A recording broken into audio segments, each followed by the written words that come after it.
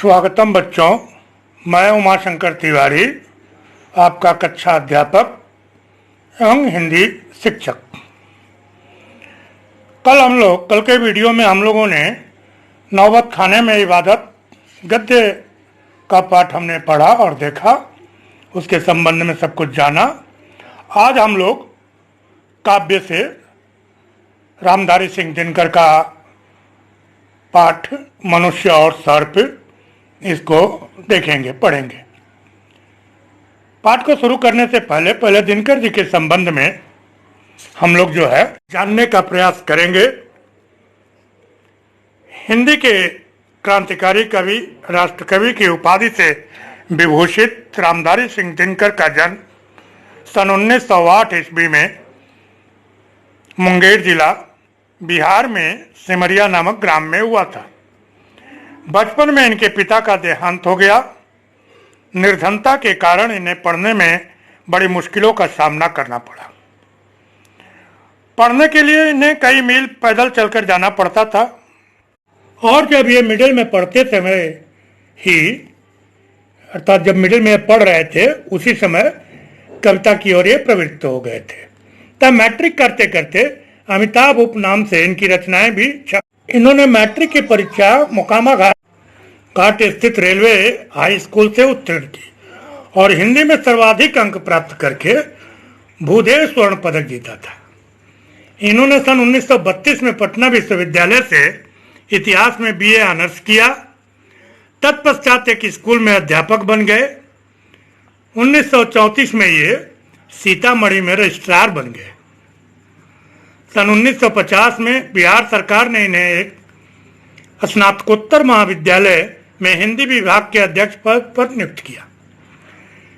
दिनकर जी राज्यसभा के सदस्य तथा भागलपुर विश्वविद्यालय कुलपति भी रहे। भारत सरकार ने इन्हें पद्म विभूषण से अलंकृत भी किया। 24 अप्रैल 1974 को दिनकर जी की कविता का मूल स्वर सौंदर्य, प्रेम, राष्ट्रवाद, प्रगतिशीलता, भारत के अतीत का गुणगान, प्रकृति चित्रण तथा क्रांतिकारी भावना है। इनकी कविता का उद्भव छायावाद युग में हुआ और वह प्रगतिवाद, प्रयोगवाद और नई कविता के युगों से होकर गुजरी। उर्वशी काव्य पर इन्हें भारतीय ज्ञानपीठ पुरस्कार मिला। रेणुका, हुंकार, रसवंती, कुरुक्षेत्र, नीलकुसुम, रश्मिरथी, द्वंद्व गीत, सीपी और शंख, परशुराम की प्रतीक्षा, चक्रवाल, हारे को हरिनाम इनकी प्रसिद्ध काव्य रचना की ओर, अर्धनारीश्वर, रेती के फूल और भारतीय संस्कृत के 4 अध्याय।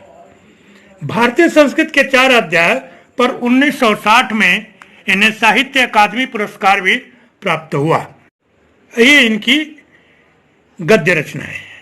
इनकी रचनाओं में अतीत के प्रति प्रेम, पूंजीवाद के प्रति आक्रोश तथा विश्व प्रेम की झलक है। दिनकर जी अपने युग के प्रतिनिधि कवि थे। दिनकर ने हिंदी साहित्य को कुल 32 काव्य ग्रंथ और 27 गद्य पुस्तकें भेंट की है।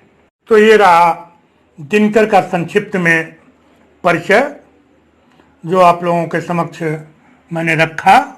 ऐसे तो इनके विषय में बहुत सारी बातें हैं, लेकिन इतने से आपका जो है काम चल जाएगा, क्योंकि आप कक्षा 10 में है।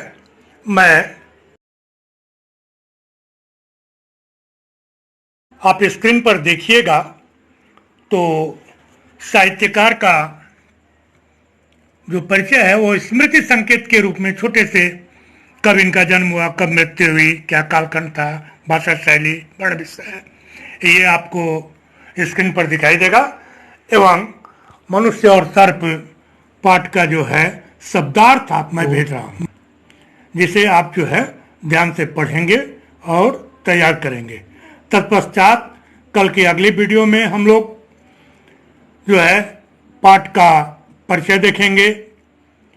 फिर पाठ का क्या हमें संदेश है, राम दिनकर जी हमें क्या संदेश दे रहे हैं, क्या पाठ को उनके लिखने का उद्देश्य है, इस पर हम लोग जो है विचार करेंगे, जो कि आपका रचनामूलक प्रश्न भी है जो 7 नंबर का आता है इन तमाम से संबंधित। बस आज के लिए बस इतना ही। धन्यवाद।